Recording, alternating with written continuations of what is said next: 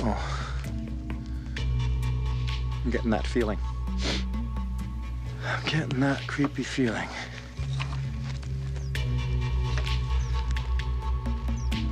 Why?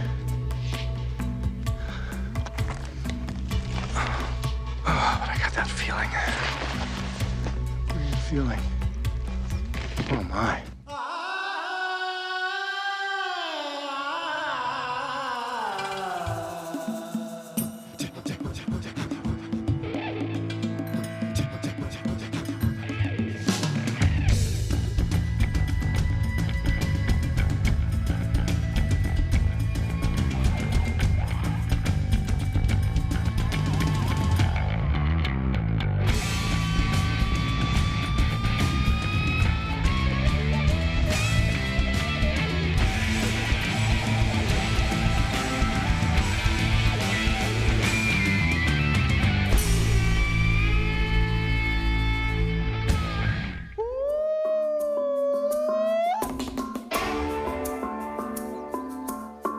Here I am again, out in the middle of Alberta, on a mission. Actually, it's not so much of a mission as it is a quest. A quest for answers, solutions, a quest for understanding. Although I'm not looking for some sort of golden chalice or a holy grail. I'm actually trying to put together the pieces of a puzzle. A piece of the puzzle is out here. The puzzle is Bigfoot. And one by one, I'm attempting to put the pieces of the puzzle together until the picture becomes clear. I remain firm on the fence between skepticism and acceptance. As survivor man, my journeys have taken me across the globe, and I've sought to touch the earth, to learn from it, and teach how to survive as humans, not apart and separate from it as we are now, but connected to it. And it would seem that the myth, the legend, or the fact of Bigfoot symbolizes the power of nature. Perhaps that's why it seems to be becoming more important. If Bigfoot is just a myth, or is real, and disappears, what does that say about our connection to the Earth itself? So I'm here in Alberta, Canada, with one of the most controversial Sasquatch researchers in the field, Todd Standing. The phenomenon of Sasquatch is often as much about the people who advocate its existence as it is about the creature itself. It's not so much that I'm out here thinking, I want to go find Bigfoot. Not at all. I want to get to the truth of thousands of tracks and people saying they saw this or saw that, heard this or heard that. Well, this is like my home out here. This is the wilderness. I want to know what else is living in my home. And the way to find this out, the way to get in deeper, just as if I were to go in and to film woodland caribou, I used to consult the biologists who study caribou. Well, it's the same thing here for this phenomenon that we call Bigfoot or Sasquatch. I don't even know if they exist yet, but there are people who claim that they do. And if they're going to bring me into these places, I've got to respect their wishes on how they do things. Here, Todd Standing likes to put apples up on trees, swears that they come in, they take them, and they leave. And that's what makes it fascinating. Basic science states that given a specific set of circumstances, different observers can witness the same outcome.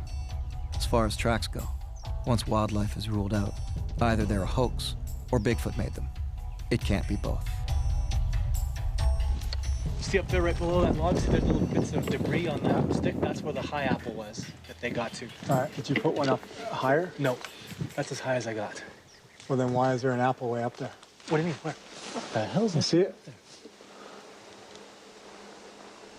Never would have thought to look up for You apples. don't recall trying to throw it there? There's no way I did that, there's no way. Huh. So, yeah, I don't know. It couldn't have been thrown. There's no way. That would have taken a long time to throw that. That's kind of freaky. That's really weird, yeah. Todd seems genuinely surprised that one of the apples put out as bait or gift was removed from the lower position on the tree and placed at least 10 feet higher. An extremely suspect maneuver for any known animal, for sure. Todd claims the Bigfoot activity in this area has slowed and almost stopped. He has suspicions as to why, and it'll take a few days before he admits to me what he's thinking. I'll remain attuned to the slippery slope of the power of suggestion. All the advocates of Bigfoot have to be held to a high standard of proof. Oh yeah, from this angle it sure looks a lot more like one. It's really interesting. It's almost like the two toes spread apart. Yeah. Because this clump is still here, and it didn't fall there, it's there. The thing about all of this research is how much of this is based on hoaxes and fakes. And that's what a lot of the skeptical people would claim, is that it's all just faked. What I know is this: there's facts and there's theories. The fact of the matter is there is an indentation in the ground here. It looks like it could be sort of humanoid, but somewhat different. It's a theory that it was caused by something other than my host in this area, which is Todd Standing. And that's the way I have to treat every single thing out here, everywhere I go. The fact and the theory of what it means. The fact is, there are thousands of tracks found all over North America, every single year, of varying sizes and dimensions, yet all with very similar repeatable features. The theory of the skeptic is, they're all hoaxes, and I do mean all of them. Because if even just one of these tracks is made by a Bigfoot, well, that's all that's needed for the advocates to say, they exist, they're real. We have the footprints, so we need to find the footprint maker. Now, these examples are actually common around the west coast of Canada, and they're just a bizarre potential example of Sasquatch activity. We've got this tree that's clearly upside down and shoved down into the earth. And if I come here and I look down, that's old down there. It's not fresh. Nobody's been here in the last week. My suggestion, if you wanted to hoax this, you have a gas-powered auger, you aug your hole, you pick up a tree like this, you pop it in, fill it in, you're done. But the thing is, there's old moss down here. This thing has been here a long, long time. And so I am gonna rule out human hoaxing on this one right away. What else could it be? Could it be industry, logging, or roads people? Well, the question has to be asked, why? Why bother? Because it was done years ago. Why bother? Is it a marker for something? As humans, we don't make things like this as markers. We put them in nice and perfect, and the thin part would be at the top, the fat part down in the ground, would be chopped off properly. You'd see hammer marks to hammer it down. This is just an upside-down tree shoved down deep into the ground. And they occur like this in random places throughout, potentially North America. I know in Canada for sure.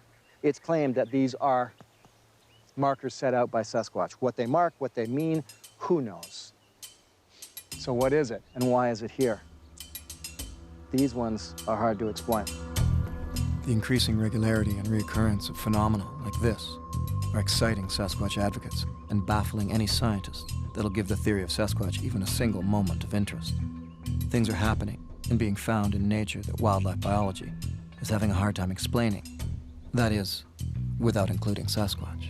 You know, of all the people who spend time in the wilderness, trappers probably have the reputation of being those individuals that can lay claim to being out here more than anyone else. They have a wide variety of experiences, from dealing with major large predators, and so it's often trappers that lay claim to having seen Sasquatch. It's thought that perhaps some of the signs that are here were signs that Sasquatch had made markings for those trappers. In other words, you're okay over here, but don't come over here. You're okay over there, but don't come over this way. And this is one of the traps left behind. This is an old trap. It's been left for a long time. This particular location is rumored to have some trappers that ran this line for a long time and not only claimed to have seen Sasquatch, but claimed to have seen them many times. And eventually, so the story goes, they were scared out of this area. They said they just didn't want to come back anymore. They couldn't handle seeing the Sasquatch. It got too close. According to Todd, and through a third-party taxidermist who knew the trappers well, they said that just a few years ago, the Sasquatch were stealing from their traps. Claims of interaction with Bigfoot that include damaging property, rummaging through food supplies, and even within close proximity to civilization, exist by the hundred.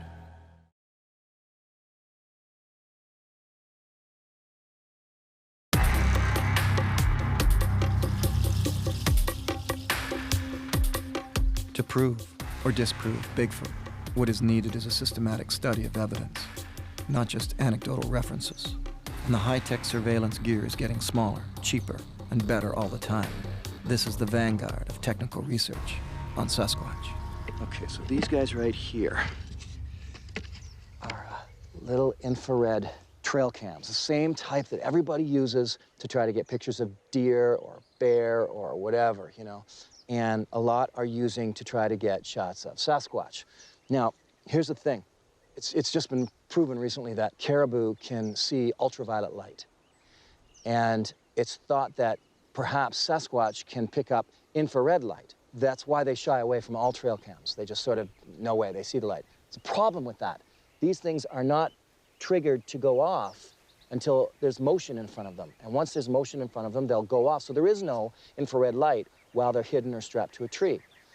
The other explanation is that this is their home, and they're the ultimate, most experienced tracker, escape and evasionist that you could possibly imagine, and this is their home. Potentially, they can see the tracks leading up to this. So what we've been doing in putting ours up, it walks straight in and straight out again, and hide it, place it, and then go around and walk everywhere all around. Why? So that there's no attention brought to the buried camera. Nonetheless, giving it a shot. On my perch between skepticism and acceptance, I need to do all I can to prove out or disprove the claims of existence of a large, hairy, intelligent being. It must be noted that there is a huge contradiction we are contending with. We have a 10-foot tall walking creature that we can't find. All right, I'm attempting to get video footage of what is reported to be the most elusive, highly skilled creature on the planet when it comes to existence in the wilderness. I'm still human, and out here at night in the dark, my senses are weak, even pathetic. So I need to keep increasing my chances of seeing something out there. And there are a lot of different ways to do that, so I'm gonna just perform a little bit of a test. Now, right now, you're watching me in the dark, and there's an infrared light. If I put my hand in front of it, see that? That's on my camera, all right? And you can see me because I'm really close. I'm about 1.5 feet from the actual camera lens. What do I do for something that's hundreds of yards away? And for that, I've got this baby right here. Now watch him behind me. Look at that. So that's infrared technology. My camera is set to a mode that will pick that up, and this has very long reach, much bigger reach than the one you're watching right now. Lastly is thermal imaging. And this is one of the things that a lot of Bigfoot researchers feel is one of the strongest ways to capture a Bigfoot on film at night in the woods, lurking in the shadows. So what I'm gonna do right now is a little experiment.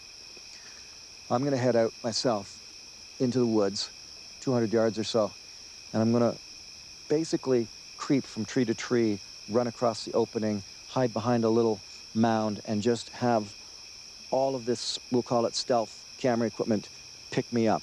I'll see how this turns out. Of course, I already have the creep factor because now I gotta walk a couple of 100 yards off into the woods here. Well, actually, where I'm walking is exactly where last year we had wood knocks and movement, and at the time we thought that it may very well have been 3 Sasquatch that have come in. And now I'm kind of going up here by myself. It's always creepy, no matter what. These images of me walking without looking through the camera viewfinder as you are now are taking place in pitch black. There's no standard flashlight being used.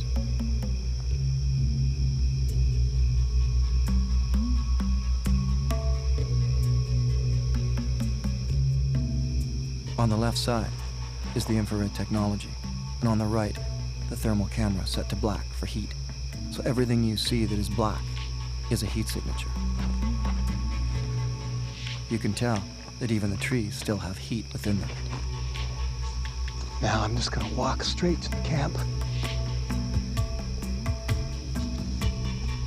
See if they can pick me up.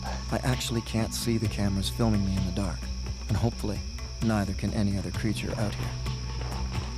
All right, so that brings me back within about 30 yards here.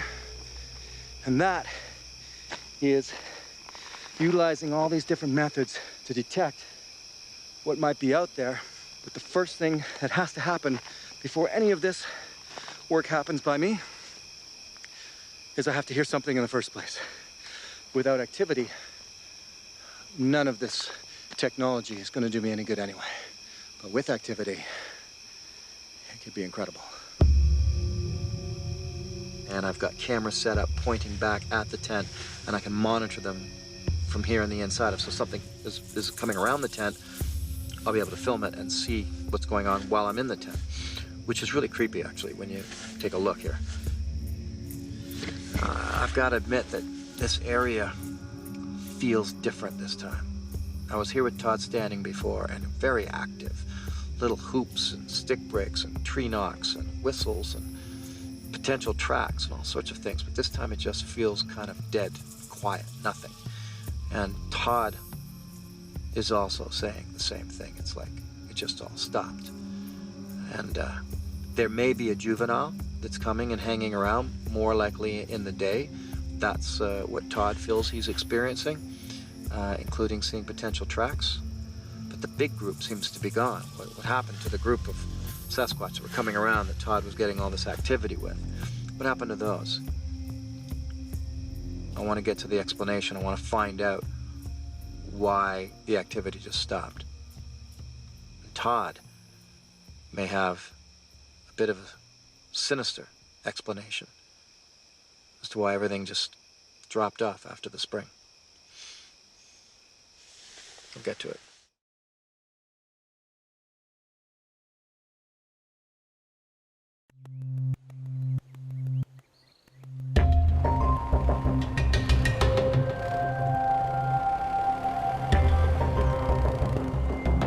We had zero activity last night, and I knew Todd Standing to be extremely confident and enthusiastic to the point of zealousness about his evidence of Sasquatch and his ability to invoke interactions with a species he claims is real.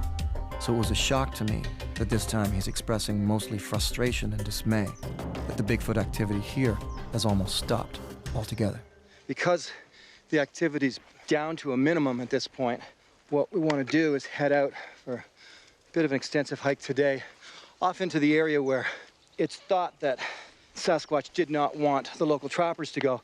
But we're heading off into this area for the very purpose of stirring up trouble, in a way.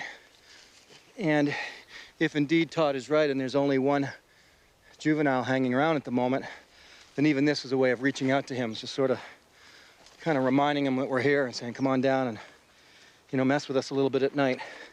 And that's the thing about researching Sasquatch. There's a lot of methods to it, but by far the most favored is one where you entice them to come to you, because these are the greatest trackers in the wilderness, and to think that we can stealthily sneak up on them is a fool's game. So Todd's been successful at bringing them to him down into the camp. But again, without a lot of activity, this is an exercise to just stir it up a little bit, get them interested in us.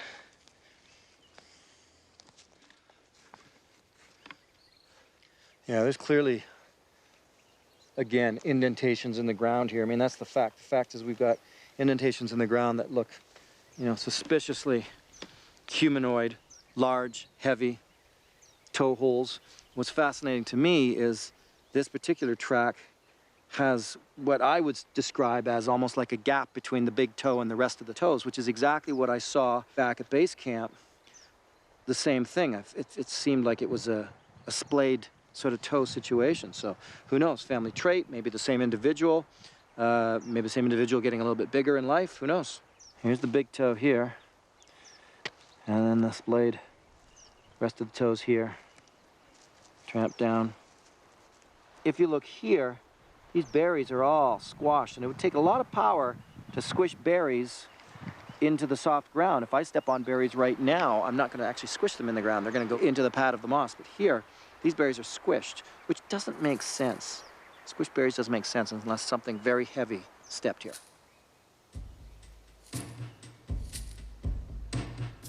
Encounters happen and tracks are found. But is the interpretation of them correct? Now, what's significant about this particular track is that we found it at the base of a very old tree break. The tree break phenomenon is, again, something not necessarily unique to this area, but definitely prolific in this area. Then you get that interesting thing again where people 1,000 miles from here have the tree break phenomenon. So is it natural? Well, if this was the only one, it's natural. But you find them over and over and over again, and you find them lined up.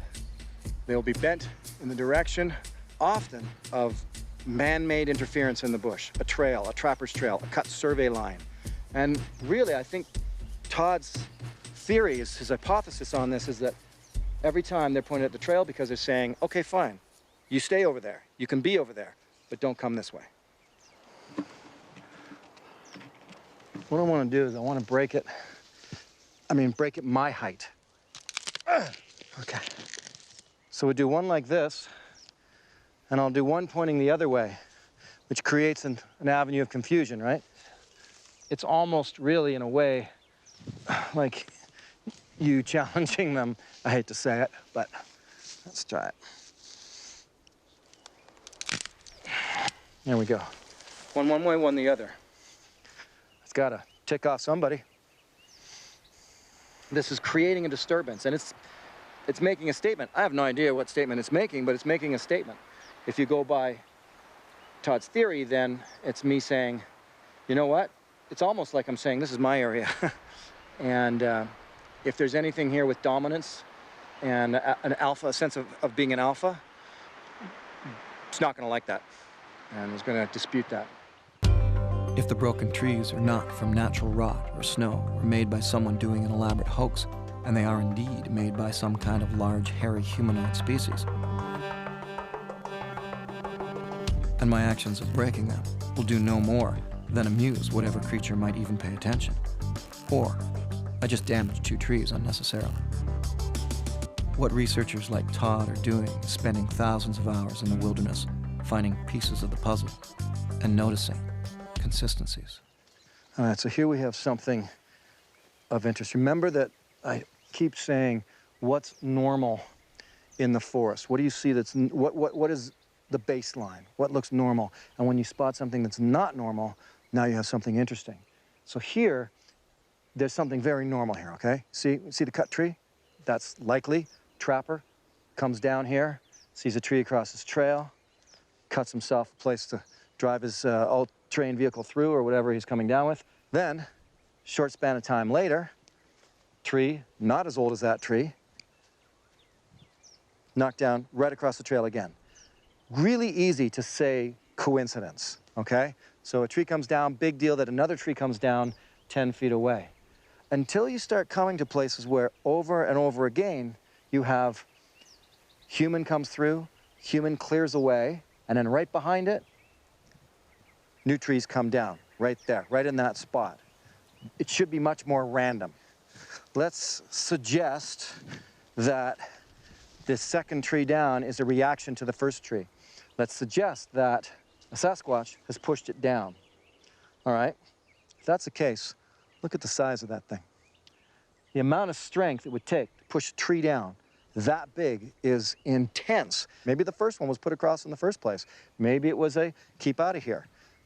Trapper doesn't notice it, just cuts on, keeps going through. Oh, I told you, stay out of here. Second tree comes down. Determining how long ago each tree fell is an easy exercise with the right tracking and nature skills. But crafting a complete story around the events is still conjecture, or theory, or hypothesis, depending on how you choose to look at it. But isn't that how all fields of scientific research often begin? By noticing an emerging consistent story and then ruling out what it isn't to determine what it is.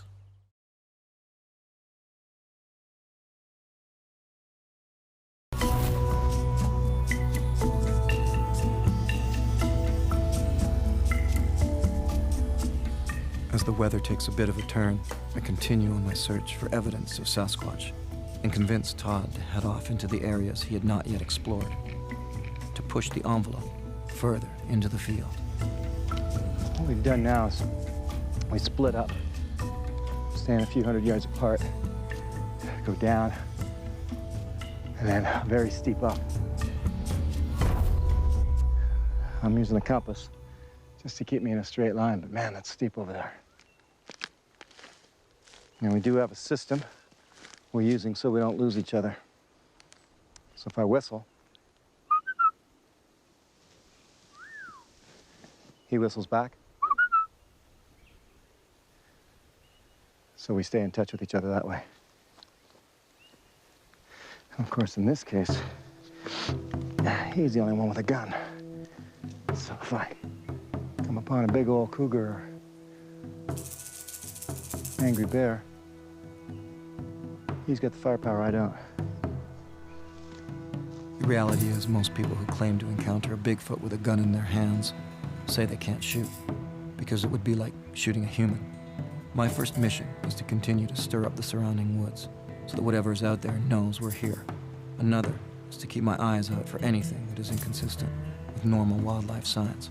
And lastly, to get Todd Standing to push a little more beyond his limits of field research. It's hard for you to see that, but beautiful mountains off in the distance. And I know that if I were a Sasquatch, I'd want to live here. The tough part about this area is food, sustenance, survival. When the berries are prolific, great.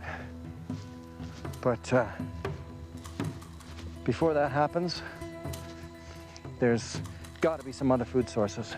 And here it's likely to be elk and deer.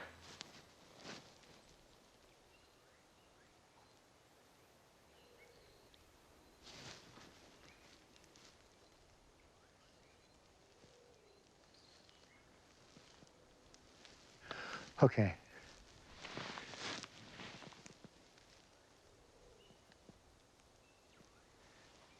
It is windy, but not here so much. Trees are pretty still here. I'm hearing some cracking down there. It's impossible for Todd to have gone down there.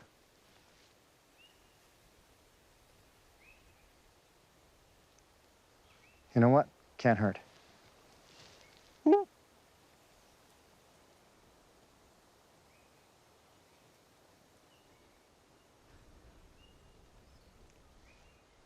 All right. Well, if I'm playing the game, then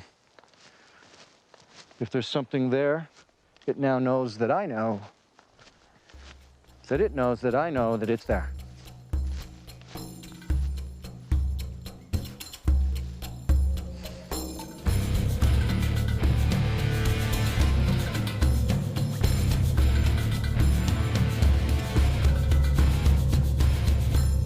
This is gonna be a heck of a climb.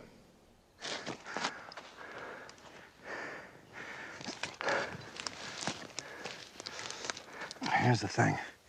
I keep going up this hill, and I hate to admit it, but I'm seeing step holes that are very large and big distances, even though it's going uphill. I can't manage the distance. And I just get right here. There's just so many like that. I mean, dozens of spots that have big sort of holes here.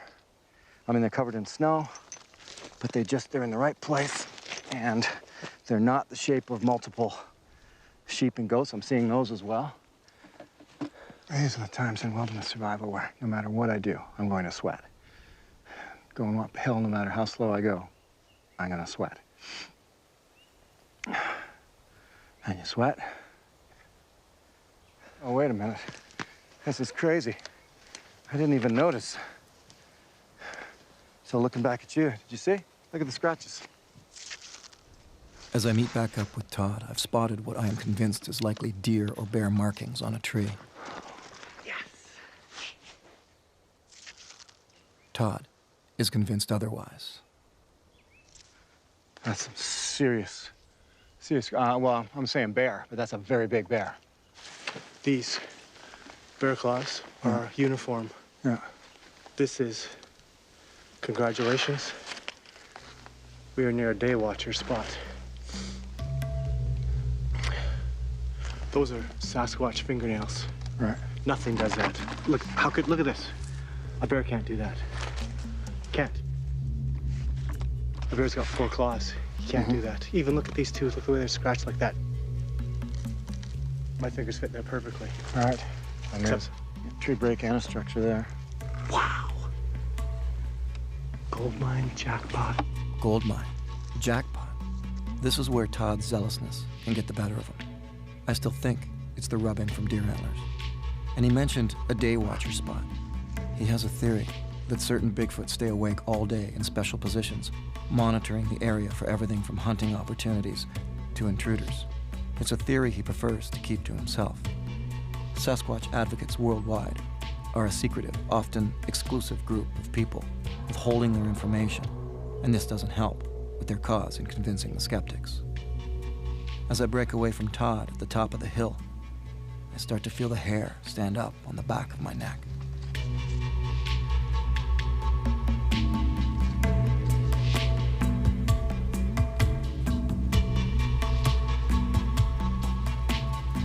Uh-oh. I'm getting that feeling. I'm getting that creepy feeling.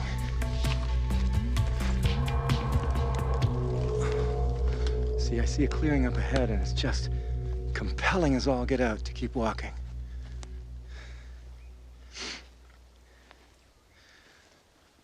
Oh, but I got that feeling. Weird feeling. Oh, my.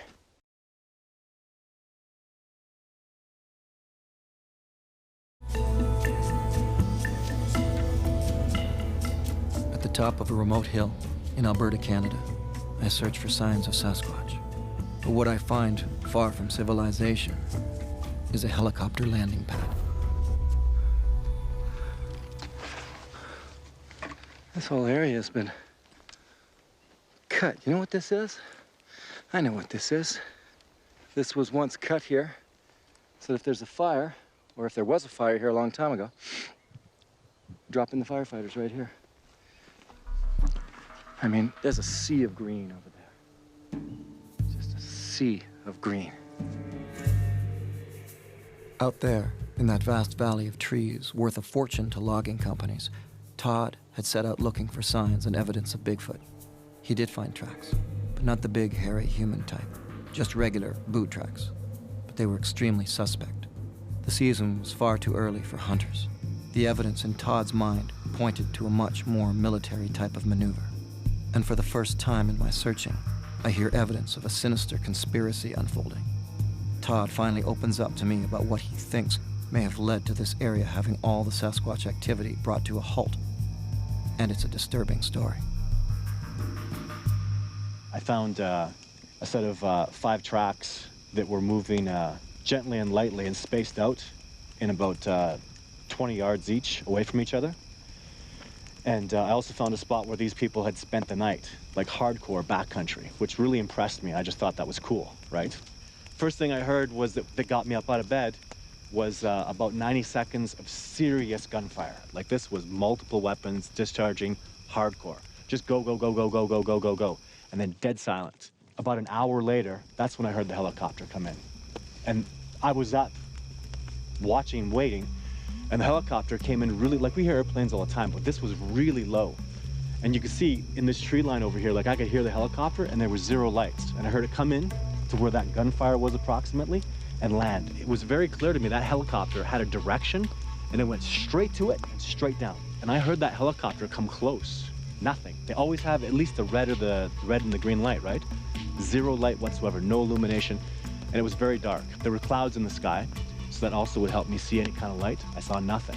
So nothing when it came in and nothing when it left. When a conspiracy is suggested, follow the money. Who would suffer the most if Bigfoot was proven to be real? Were mercenaries hired to wipe out Sasquatch? It seems the pieces of the puzzle have a dark side.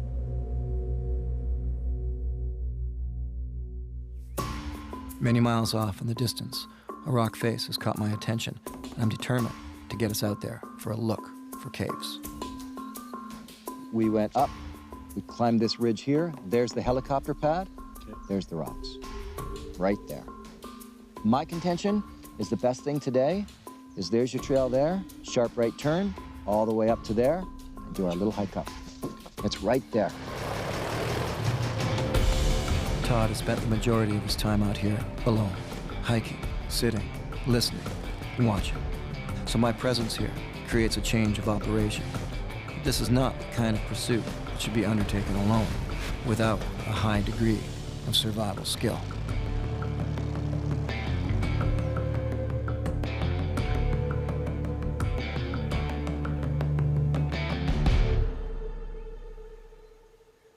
But this trail's like so many other trails. You go into the thick of the forest, there's no tree breaks, no structures. And then you come along on this trail, tree break, structure, structure. Really interesting. Most eyewitnesses treat Sasquatch in a subjective manner. So if it is treated as a fact, it would be important to seek an explanation for it. Truth is all that matters when it comes to this phenomenon.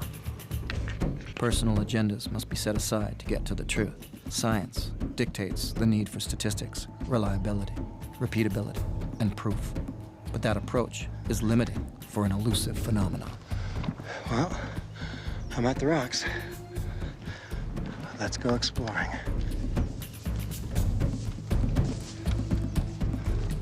Well, it's a smooth rock, but I don't really see any caves of any sort.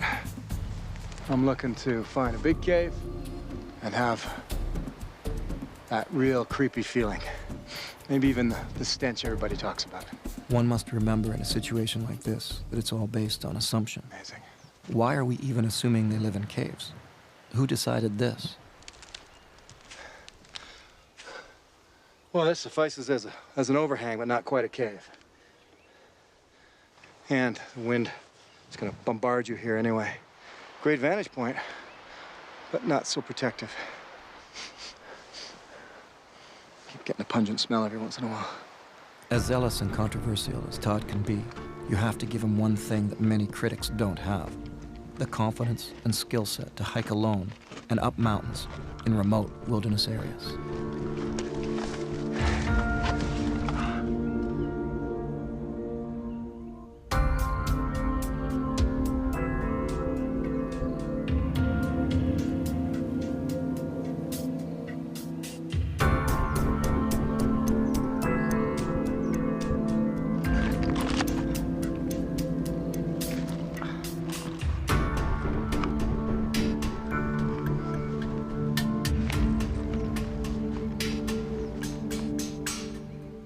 Sometimes what you're looking for is close to the road. Sometimes it requires a bit more effort. This is when stuff starts getting a little interesting for me.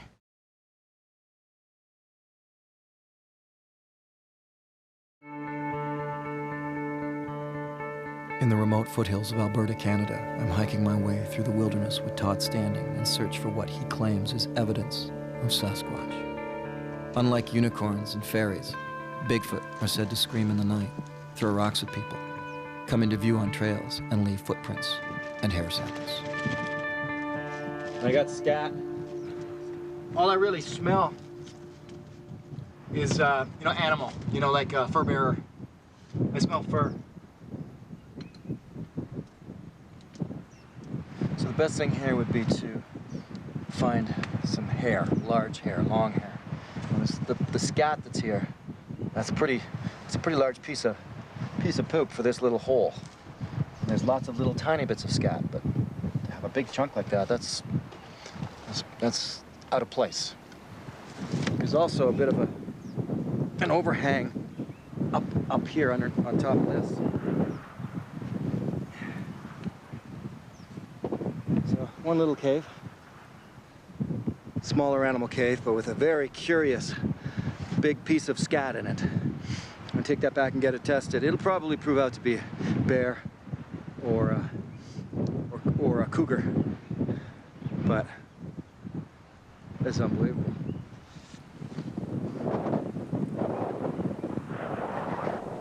What we'll do now is come up this high with the very peak of land. I mean, look at this view.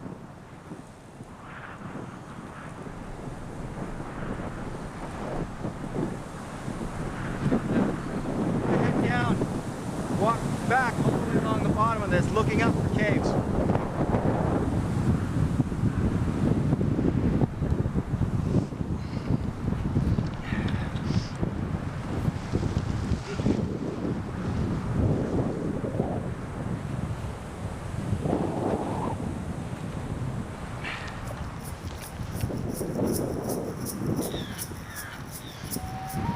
I can't blame Todd for his enthusiasm.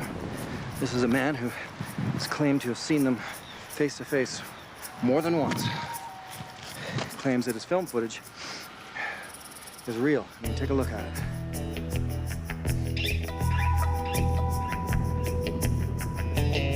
If that's real, and Todd claims that it is, then that's a pretty powerful thing to see. One thing's for sure, whatever it is, if it exists, and it lives out here, it's my kind of dude. With hair and feces samples collected, I'm making my way back down the hill, and suddenly I'm stopped in my tracks by what is becoming a familiar sound. Okay. There we have it again. Now, probably too much noise and too much action to have caught it. There's a camera on my back that's recording right now, but I didn't have this camera on. As we were coming down the hill from the rock, I heard kind of like that, only a little bit lower in pitch, which, sure, could be anything, but it's the same whoop that Todd has been hearing every night that he figures is a juvenile coming around. So we're gonna sit and wait for a bit, see if there's anything else. I know all of this must seem rather silly, but I clearly heard a whoop over here. And as I sit here, there's little sounds going on in the bush over there. Right now, there's no wind. The bush is completely still here. I started walking, and whoop.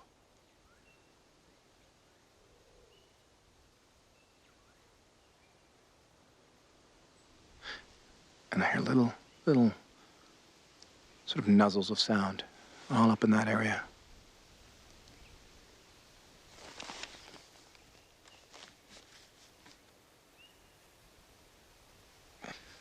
You never know. So my search continues.